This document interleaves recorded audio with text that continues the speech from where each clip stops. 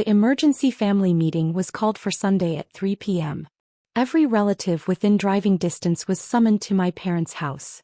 The text from Dad said, "Mandatory attendance. We're making important family decisions about shared resources." I knew exactly what shared resources meant. My money. I arrived at 2:55 p.m. carrying my purse and wearing a blazer with a pen camera in the lapel. Inside my bag, my phone was already recording audio. Everything I needed for the federal investigation I'd initiated 3 weeks ago. The living room was packed.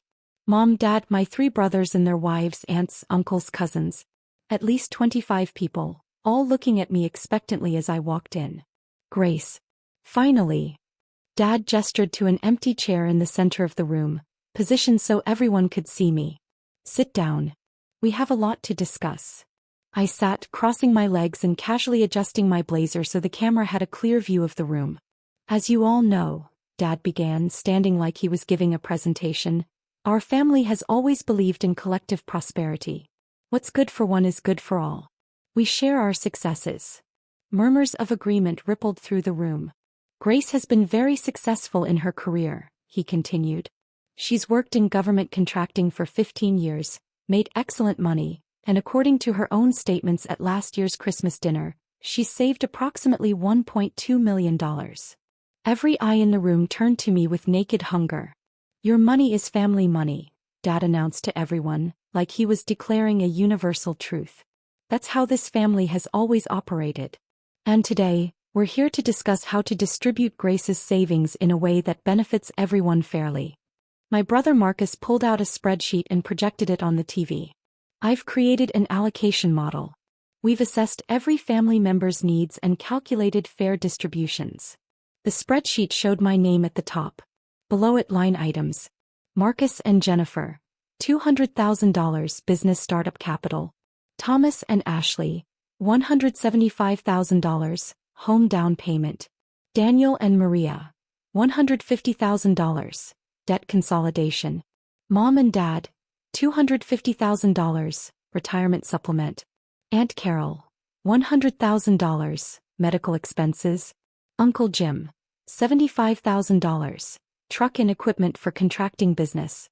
Various cousins, $50,000 to $75,000 each, various investments. Total, $1,425,000. "As you can see," Marcus said, "we're actually short about $200,000. Grace, we'll need you to liquidate some investments to make up the difference." I said nothing. "Just let the camera record." "The beauty of this system," Dad said, "is that we're not asking Grace to give us her money. We're recognizing that it was never really hers to begin with. Family money stays in the family. When she earned it as part of this family unit." "That's right," Mom added. "We raised you, Grace. Paid for your education, gave you opportunities. That money exists because of us. It's only fair we benefit from it." My brother Thomas stood up. "Some of you might think this is unfair to Grace. But consider, she's 41, single, no kids. What does she need $1.2 million for? She lives in a modest apartment, drives a 10-year-old car. She clearly doesn't value material things. This money will do more good distributed among family members who actually have needs." "Exactly," Daniel chimed in. "I have 3 kids. Marcus has 2. Thomas has 4. That's 9 children in this family who would benefit from Grace's resources. Her money could fund their educations, their futures.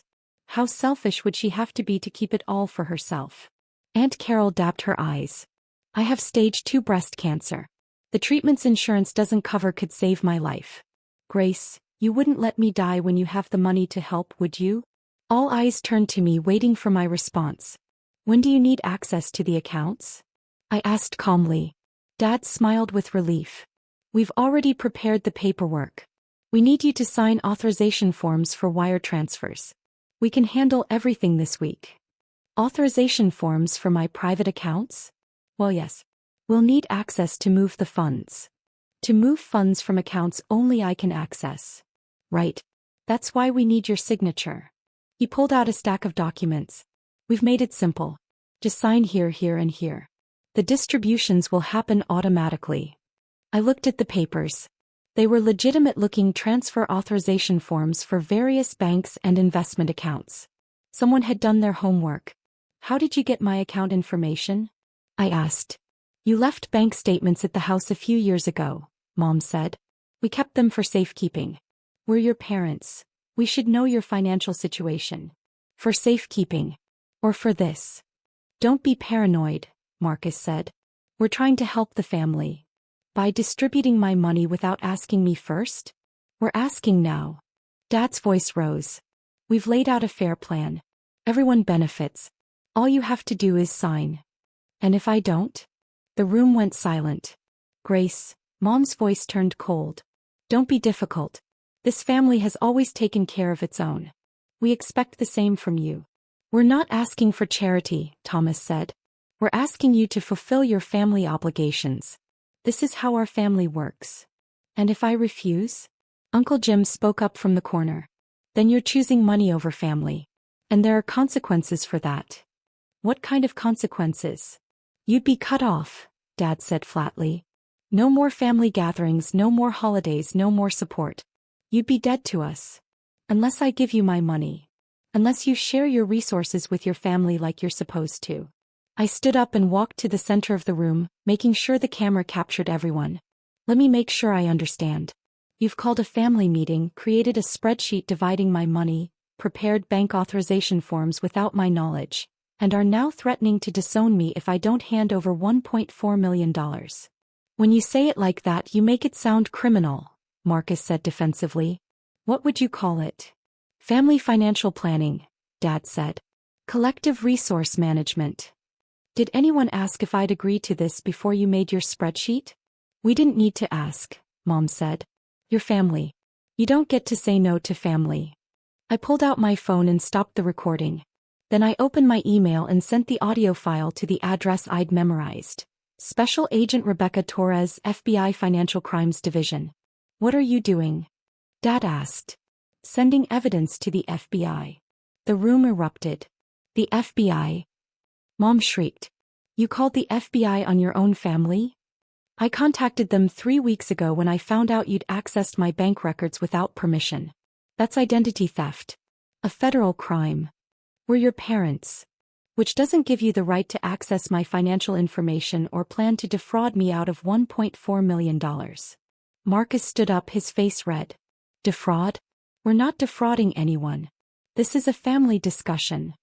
You created bank authorization forms. You obtained my account information illegally.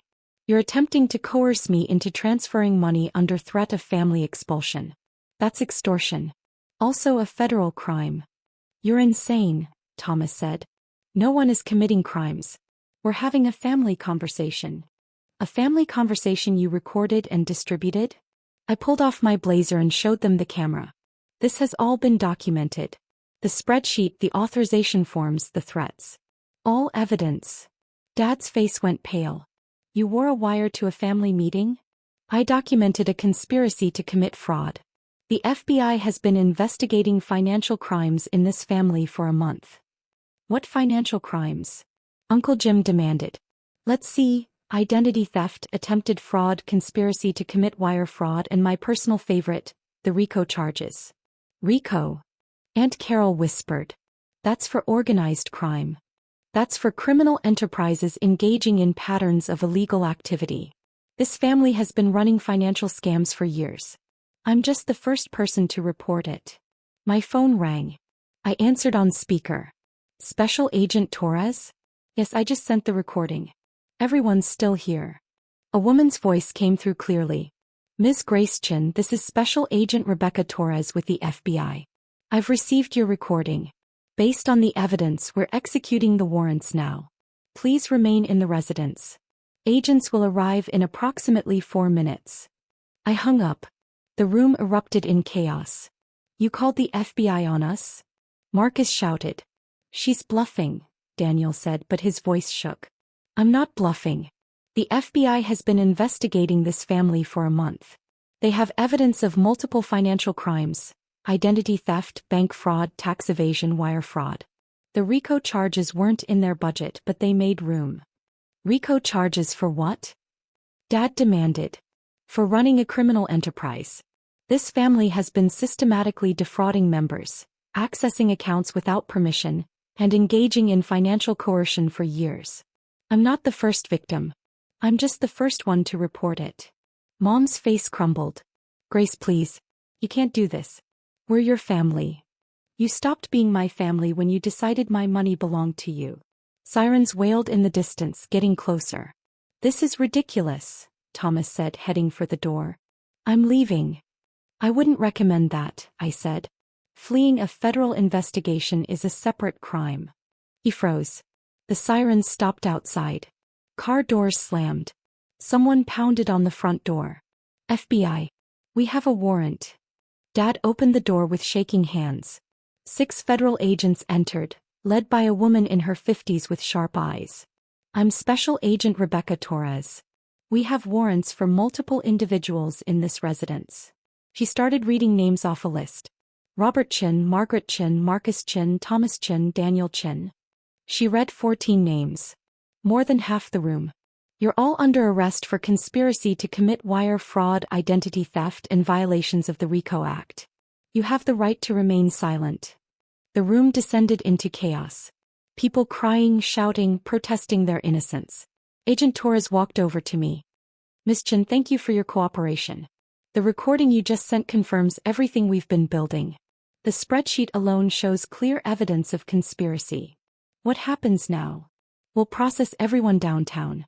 Based on the evidence, most will probably make bail, but they'll face serious charges.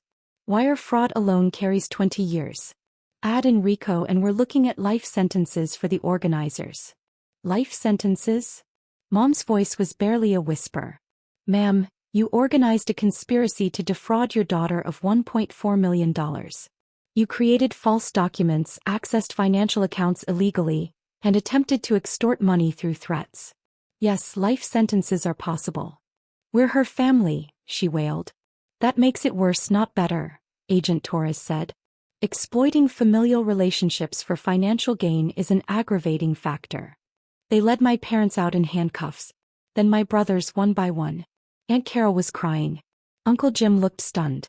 Within 30 minutes, the house was empty except for me and 2 agents taking photos of the spreadsheet and authorization forms.